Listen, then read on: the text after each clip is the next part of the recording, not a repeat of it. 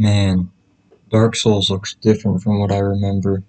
Anyways, hello, and welcome to my house. Today, we will be doing a Legend of Zelda Ocarina of Time randomizer. In case you don't know what that is, basically all of the items are shuffled.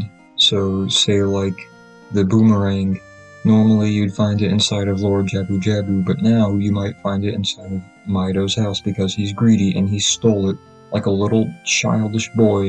And well, I mean, he is a child and a boy, so I guess he gets a pass. But a few things before we get started. Number one, I did an oopsie. I was messing with the audio settings of OBS because it was messing with my headphones, and I accidentally turned off the thing that records the video game audio, so there is no video game audio during this. And number two, I'm gonna try showing you every item that I get. I just personally find it more entertaining that way myself, so this video might end up being a bit long. But getting into the action, you'll see that I already got Gerudo's letter, which is very useful because it means I'll have a bottle soon. Stubbing my toe on this chest, I look inside to find a pair of iron boots.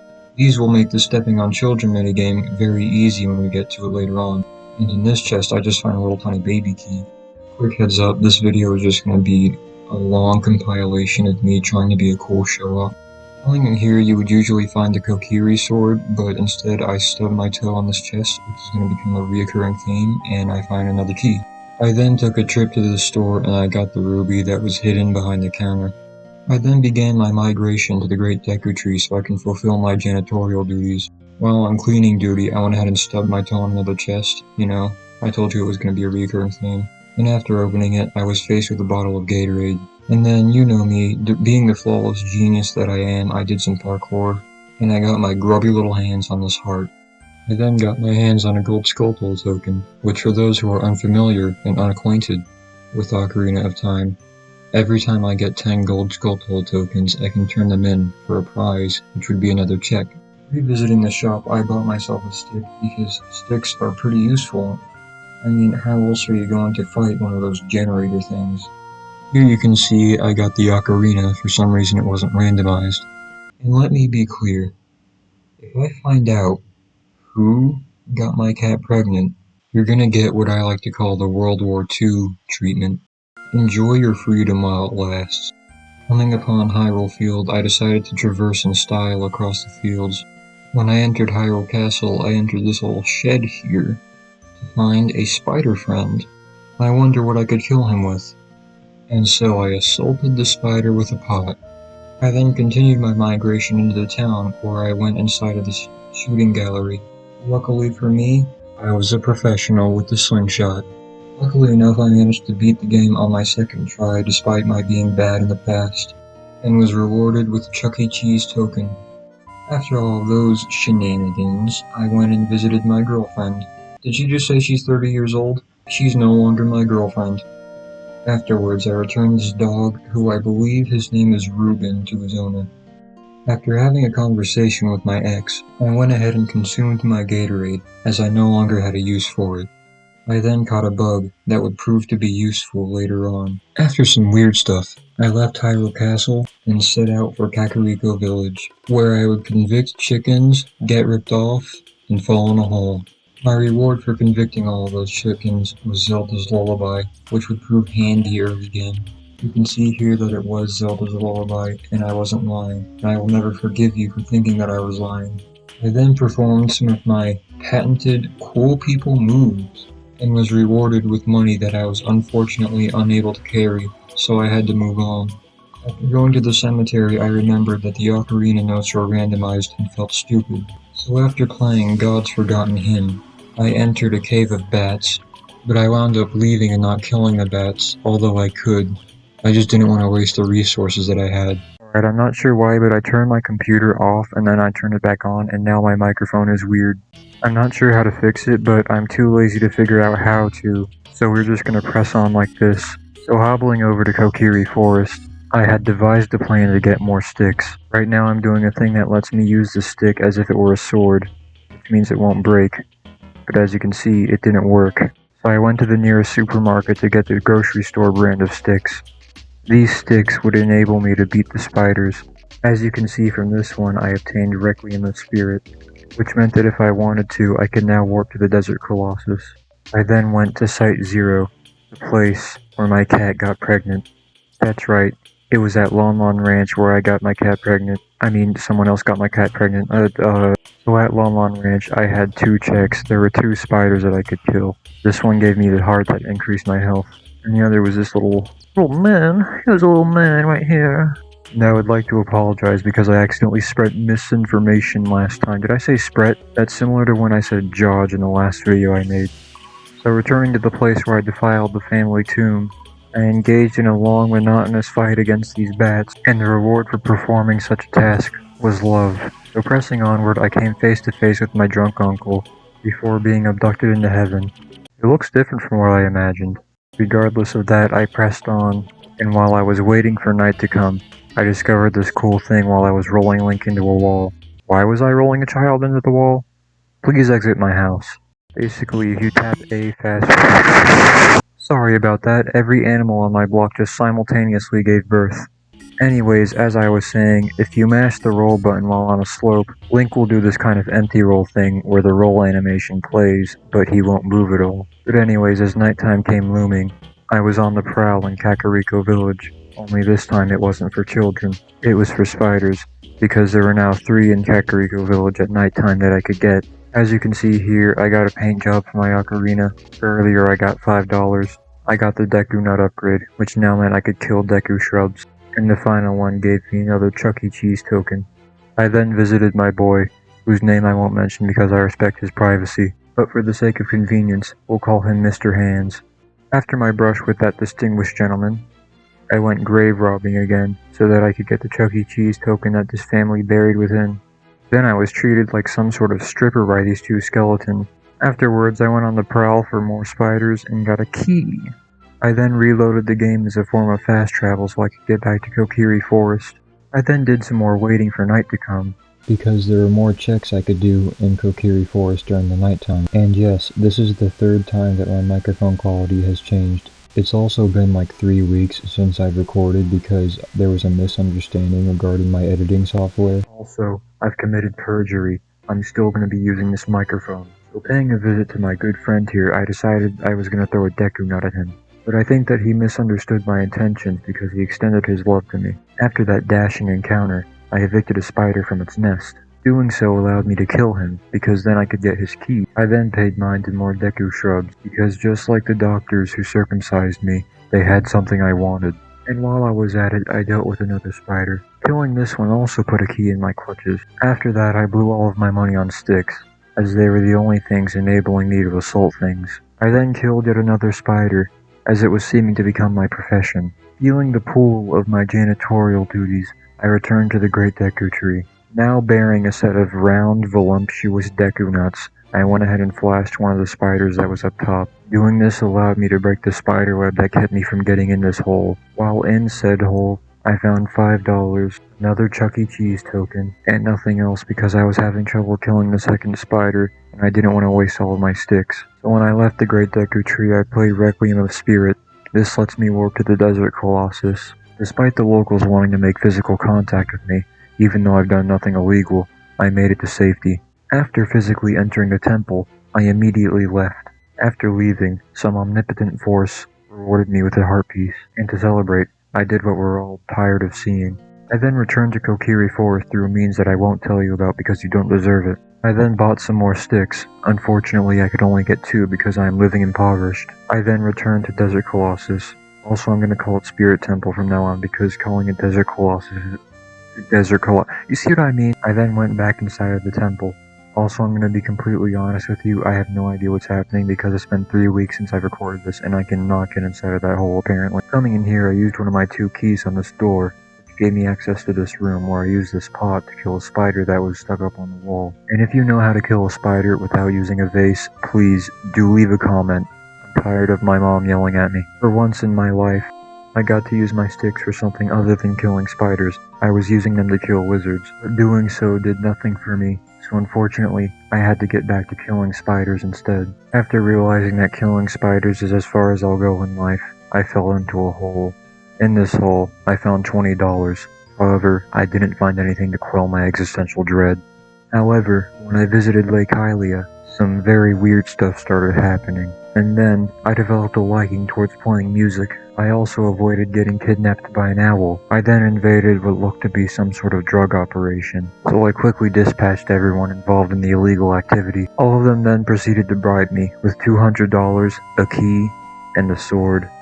The sword that would change my job profession forever. Having this sword meant that I wouldn't have to use sticks to kill spiders, which meant that my job profession was no longer giving me existential dread. I then went to perform the most dangerous activity there was to perform in Ocarina of Time.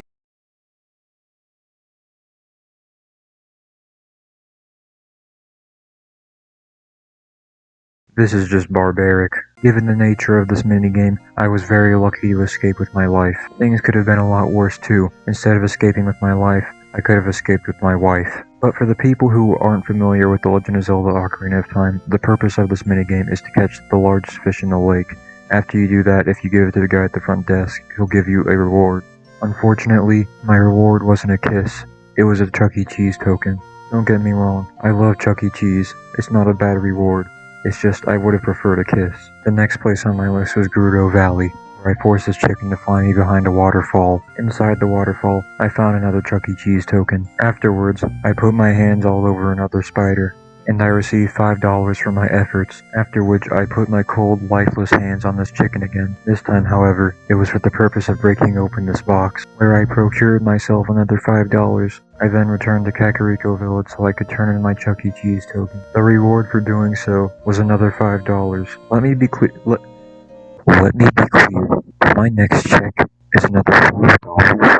I'm going to do it. Anyways, I went back to Hyrule Cat. Wait a minute, look at that guy's hands. I just realized that, jeez.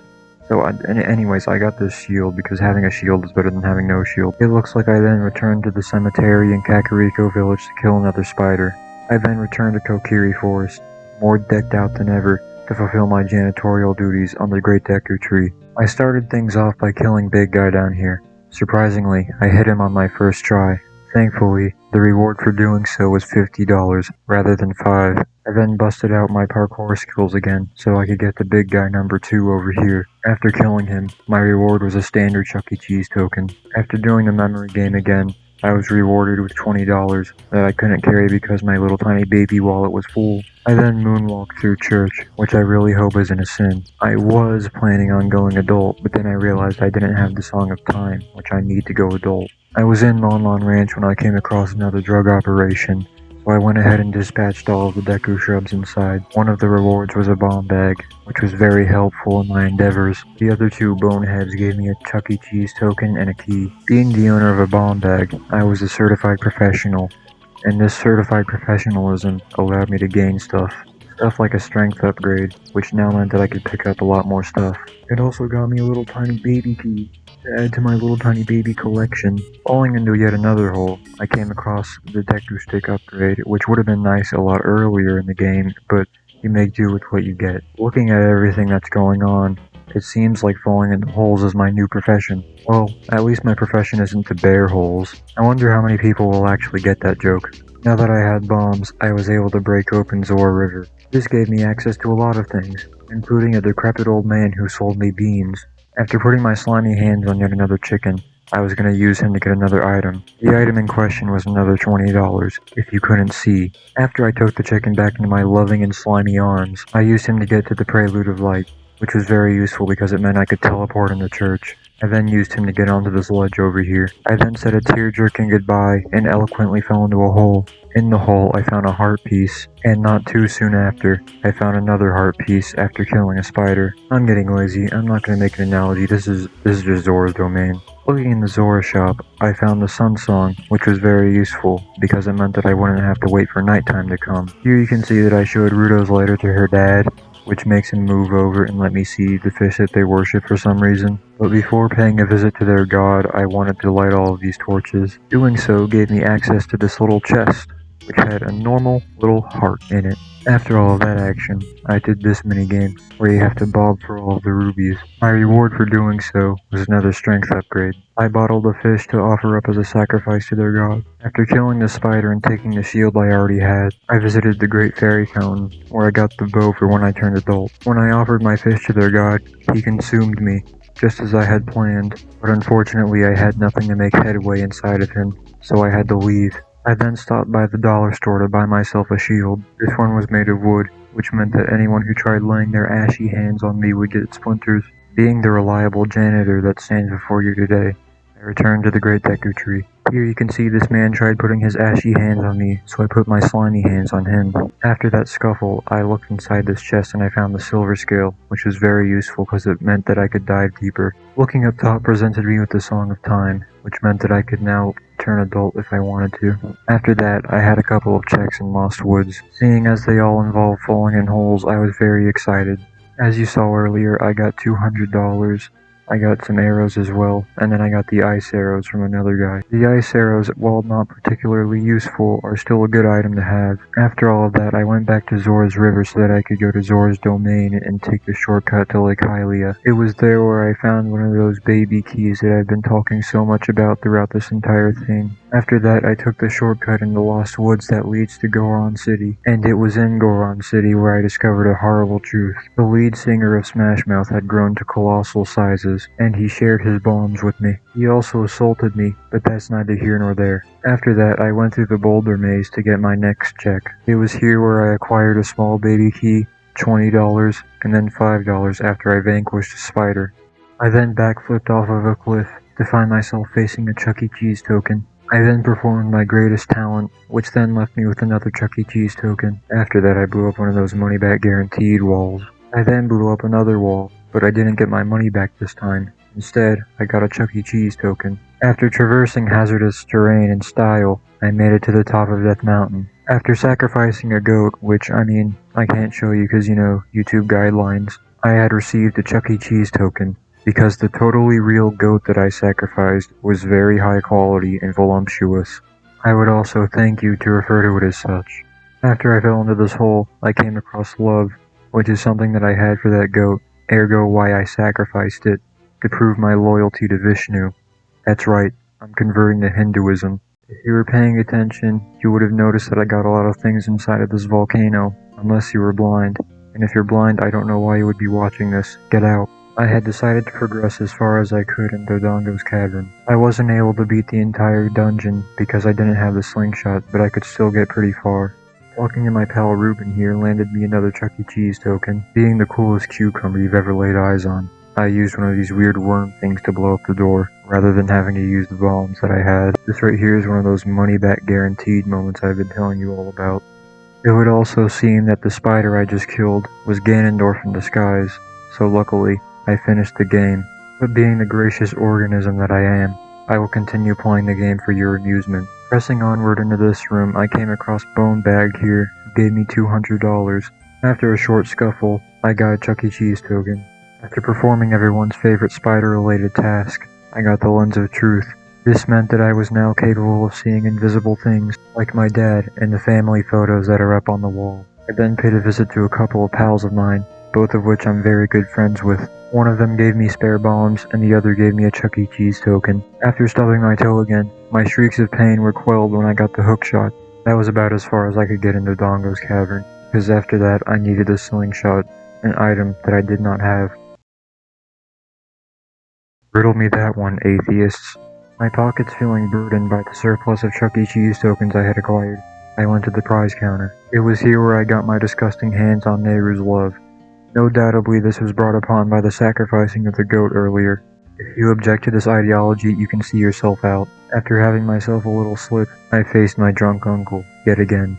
After I had finally downed him, my reward for performing such a feat was $50. Looking at this footage, I feel that Link may have a few sensory issues. After opening up a hole in the wall, I went inside to discover familiar scenery. Luckily I had another goat with me, and I got another Chuck E. Cheese token for this one. After going back into the temple and entering the Bone Zone, I used some of my patented cool cucumber moves to get a couple of items and progress further into the dungeon. and lighting a couple of torches, I got a shield from a chest that I didn't need. I'm not really sure how to present this room, so I'm just going to show you a series of events and hope you feel entertained. I mean, just look at that form. It's brilliant. Pushing boxes, lighting torches, I mean, all sorts of things are happening right now. I would like to formally apologize because I said pushing instead of pulling boxes. Anyways, the reward for all that rigmarole was a heart piece. The world likes to taunt me with fake promises of love. Then for some reason I got very determined to beat this guy using ISG. For the unacquainted, I'm pretty sure ISG stands for Infinite Sword Glitch. It makes it so that you don't have to swing your sword in order to damage things. You can accomplish this by equipping a shield that allows you to crouch. Then you want to do a crouch stab, but on the same frame, you want to target an enemy and press C up. It's not very good on the iron knuckle, which is what I'm fighting right now. I'm just an idiot. But it is good on enemies that can be stunned, like the guy in the bone zone from earlier. After my triumph over the biggest man the world has ever seen, my reward for doing so was bombs. After expressing dominance by teleporting in the church, I scuttled my way over to the Master Sword, because I was ready to go through puberty. If I were Plankton from hit children's TV show SpongeBob, I would be saying, "Oh my goodness," because I had no idea Link was going to turn into such a hunk.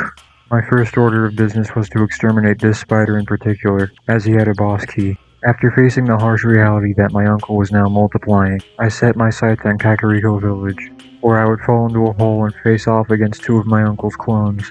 The reward for such valor was a golden scale, which now meant that I could dive even further than I could before. I then got another baby key from the angry old man in the windmill. I then demonstrated more of my cucumber prowess by pulling off another cool trick. After that, I had a meetup with our old friend Mr. Hands, who now wanted to take me through arguably the worst part of the game, or at least it is on emulator, because it's hard to navigate the tight hallways quickly with only 8 directions. But regardless, I still beat the first race and got a Chuck E. Cheese token as my reward. I also managed to score under a minute on my first try. I then went and I got the hover boots from this store. After that, I went to the shooting gallery, where after my second try, I got a small baby key. After some ceiling stuff, I made it to the top of this roof, which showed me a spider that I could kill. And that's exactly what I did. My reward for doing so was a boss key. And that's actually all I have today. I don't really have any idea for like an outro or anything, but I mean, it's my second video, I'm sure I'll come up with something eventually. But anyways, thank you for watching. If you had fun, or if you just feel like you got anything out of this in general, feel free to like, subscribe, any of that stuff. It lets me know if you'd maybe like to see more of this in the future. Also, we got 7 views on the last video. Can we push for 8? Come on. I know we can do it. But yeah, thank you for watching, and I hope you have a good day.